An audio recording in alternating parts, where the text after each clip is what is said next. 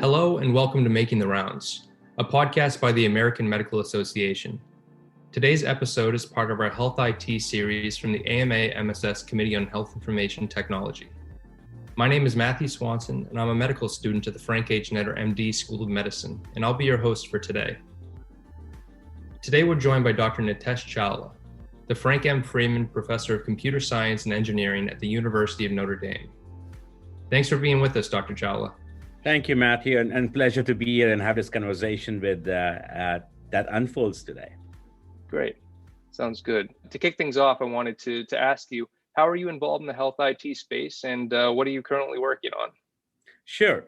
So I think my love for health IT space sort of began almost 2007, 2008. And the reason was I was in a meeting and I saw at Harvard School of Medicine, and there was this presentation about this data about Medicare and things, and how disease prognosis and everything else was into play. And I had this idea that led to discussions, collaborations, and ideas about, hey, what if we could develop a similar thing as a recommendation system that Amazon or Netflix has, where Amazon says, welcome, Nitesh, these are the books you have read, these are the books you would like to read, or Netflix says, welcome, Nitesh, these are the movies you have seen, these are the movies you would like to see. Imagine a disease.com that says, welcome, Nitesh, these are the diseases you have had, these are the diseases you would like to have. Well, of course, we won't recommend diseases, but the idea is if 60 to 80% of our factors are lifestyle, environmentally driven, we share similarities with each other. Our tastes, our beliefs, our habits, our behaviors, our environment, our physical environment. So there are these similarities. Can we leverage that to identify what might be disease risks that I may develop? So make it more of that patient-centered approach, and which was wonderfully happened to be aligned at that time with the Affordable Care Act changes that were happening, which was moving to more from disease-centered to the patient-centered approaches and things like that. So that's where my work in healthcare IT actually began, maybe about 12, 13 years ago. And since then, it's become a mainstay of my research program portfolio, where we are developing algorithms, methods, systems, testing them on the doing the last mile translation to local communities, et cetera, and see what the response might be.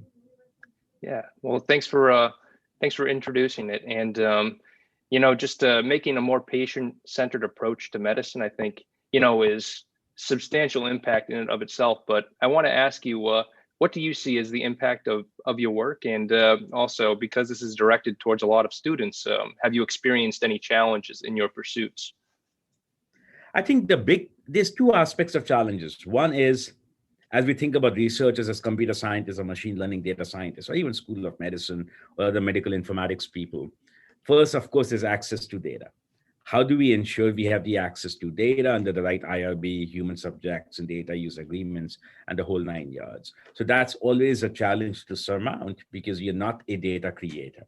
You're a data user. So how do we develop those partnerships, those agreements? How do you develop research protocols and things like that? So I believe those are essential aspects of a training. Those partnerships are an essential aspect of a training. Opening your mind for interdisciplinary thinking with understanding what is the problem I'm trying to solve versus I want to develop the best IT whiz bang I can or the best algorithm I can. And the problem is solved for itself now. We have to shift our thinking towards being more problem solvers and then inspiring solutions based on that use versus going, I have a solution, which problem it works, and I'll do a checklist manifesto on that. So that's the key thinking as students we have to do.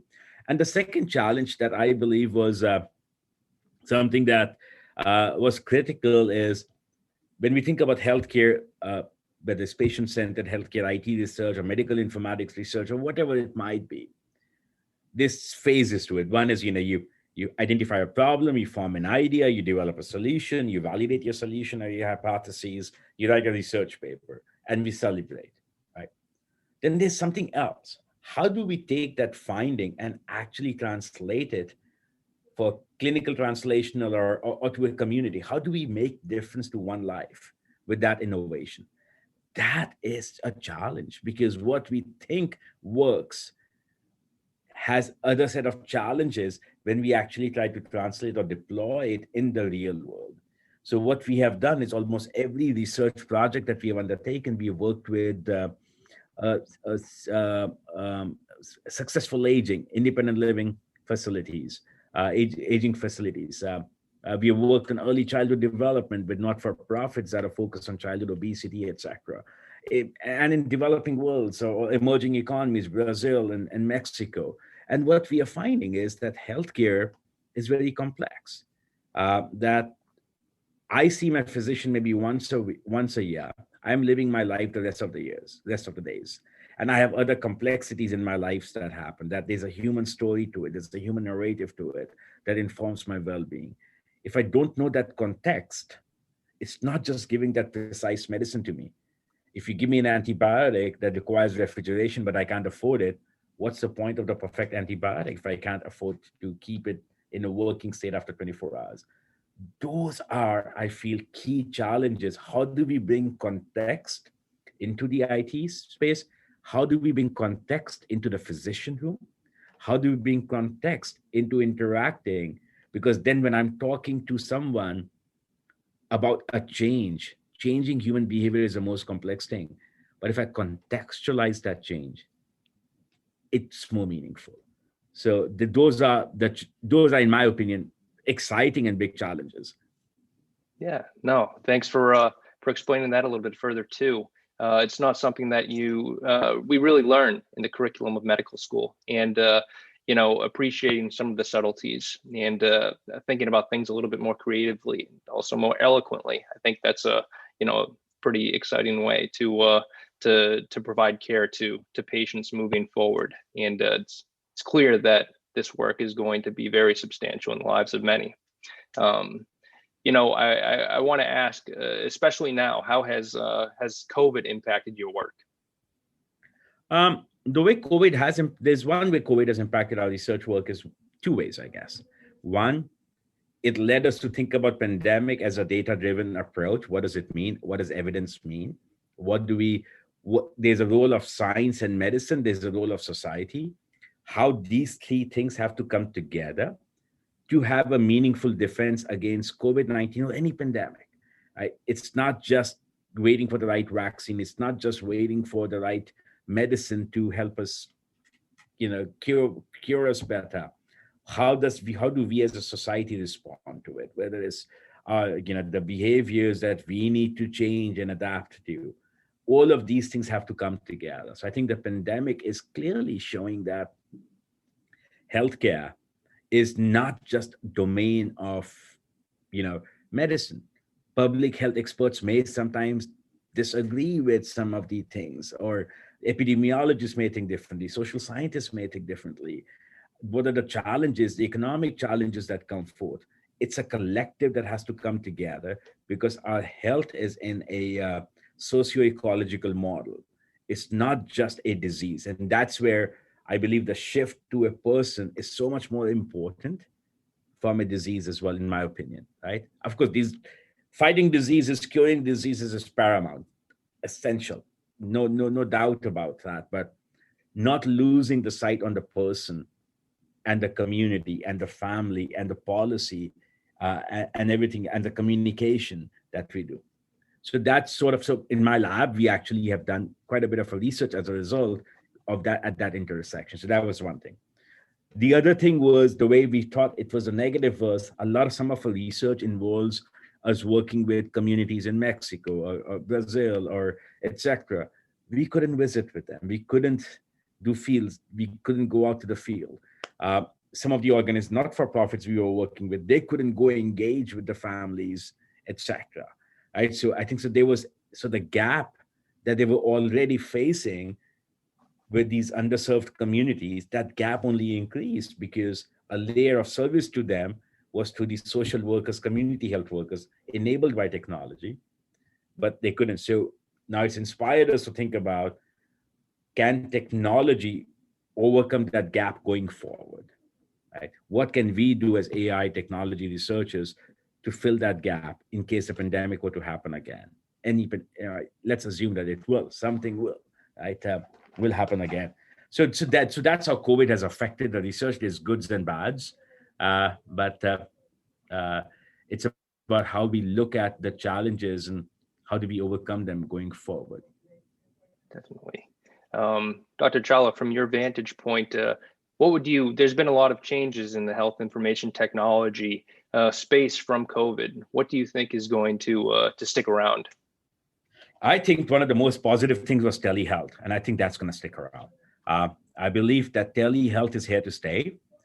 We make it more cost effective. We make it more personalized. We figure out ways of quantifying an individual virtually, whether it's through oximeters, which are more omnipresent now than ever before, right? Or the physiological signals through wearable devices and things like that, or other mechanisms where at home testing, if I can do a swab and send it, right? I can do a saliva test and send it.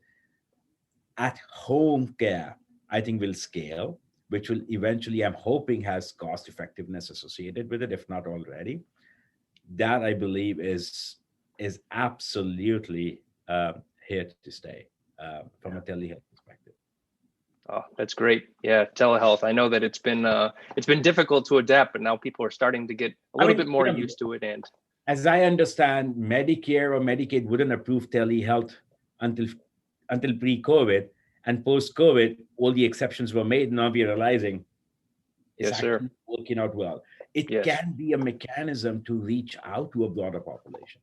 It can be a mechanism to someone who can't take a day off work to go to a clinic, can actually now have an appointment on the phone while at work or at home or while caring for a child.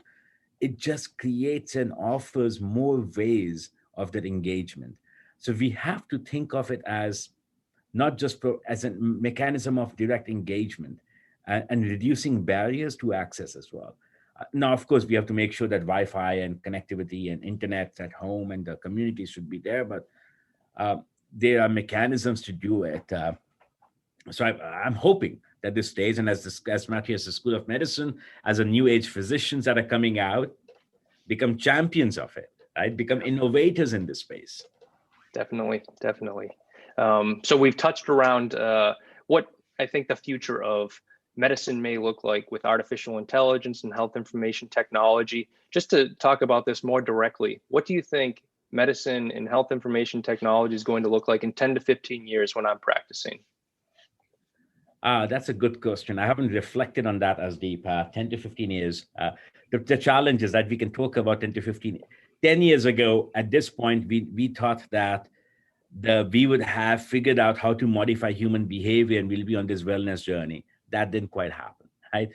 20 years ago, we talked about how personalized precision medicine and genome would be. We all will be walking with something in our back pocket that'll give us precise medicine for exactly what we have. We're not quite there yet. So I'm a bit wary about projecting into the future because sometimes we need a shock like a pandemic to accelerate that progress. Who would have thought vaccines could be developed? What a wonderful scientific discovery in the record time that we have done, right? There's no history to it. So I'm wary of making that projection. Having said that, because you're asking me to speculate, so hey, I would speculate. If I were to speculate here, what I would imagine is that we would get the quantified self movement would reach a cost point where it would be more available and acceptable. And by quantified self, I mean is our physiological signals and things and that, where we would be able to identify precursors of our resilience, our physiologic reserve, our physical reserve capacity, our early warning indicators, etc.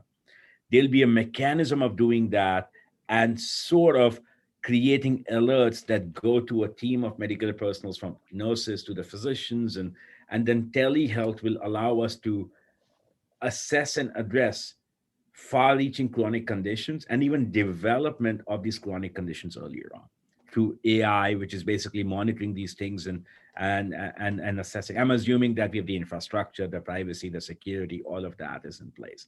So I think that's one thing where virtual telehealth, almost like that would be that, right? That we would sort of have that immersive experience at home with our physicians. overall. And I think it requires a physician, in my view, somebody from the medicine domain working with an AI IT person to start imagining that future and execute. It's not just one or the other. I think they both have to coexist. And then the other things that we are seeing is that how surgeries and imaging have advanced, right? That how AI deep learning algorithms are able to now scan chest X-rays and identify COVID lesions.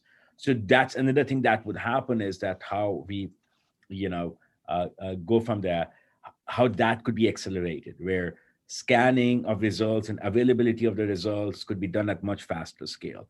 We may find ourselves with imaging devices that could be done, that could be more portable, right? Where an expert could do it at the, and then get results faster. So those are the kinds of things that I feel the IoT devices, and it would be very much data centered, and the ability of human to provide the data to the algorithms, which can then assess, model, analyze, and make it available to the physician to go, yay, nay, good, I need to talk, get this person to the hospital sooner than later, we need to meet in person. So this becomes, the algorithm becomes your triage center. Yeah. The AI algorithm becomes your triage center. And then, of course, on the imaging side and all of that. And then the other aspect I see is which is a new law which is being passed as well, about, the patients having access to their care notes. How do we use that for patient empowerment, for affecting behavior changes? And I don't think we have solved that yet, despite all the investment we have made, etc. But to get all there, we have to first resolve the big challenges of interoperability of these EMR systems, having them talk to each other, and all the data to flow, data agreements. Let's assume all of that is done. This is where we could go. Yeah, sounds really exciting. Just that last point, trying to create channels for these different EHRs to talk together. I know I don't speak for just myself in saying that I can't wait for at least to realize that future, which hopefully isn't too far off. Yeah. Dr. Chawla, really, we thank you for talking with us today. I want to offer up, a chance for medical students that may be listening to contact you or to see what type of research you're working on. Do you have any channels where people can follow what you're doing? Absolutely. So, hey, there's a couple of things. First, thank you, Matthew, Chris, and Alex for doing this. I applaud all of you for taking this initiative. This is innovation and leadership. So congratulations for that. And second, yes, email me. I'm also the director of this institute, Lucy Family Institute for Data and Society. It's just very new, recently launched. And the name Data and Society, as it suggests, is what's very close to my heart. Is how do we think of data-driven innovations that advance the common good, that reach the underserved, that reduce disparities, that make a social impact? It's not just about algorithms and technology all day long. Innovation is about people, then about technology. So how do we do that? So that's the mantra I firmly believe in. So we check out that website. I'm not a heavy Twitter user, what have you, but you can follow me. And when I tweet, I do. But we would be creating more social media outlets and web presence through the Lucy Family Institute website as well. But until then, email me, and I'm happy to talk to you, answer questions as they may arise, and all the very best. Well, everyone, that's all for today. Thank you for listening, and thank you for your time today, Dr. Chawla. This has been Making the Rounds, a podcast by the American Medical Association. You can subscribe to Making the Rounds and other great AMA podcasts wherever you listen to yours, or visit ama-assn.org/podcasts. Thank you for listening.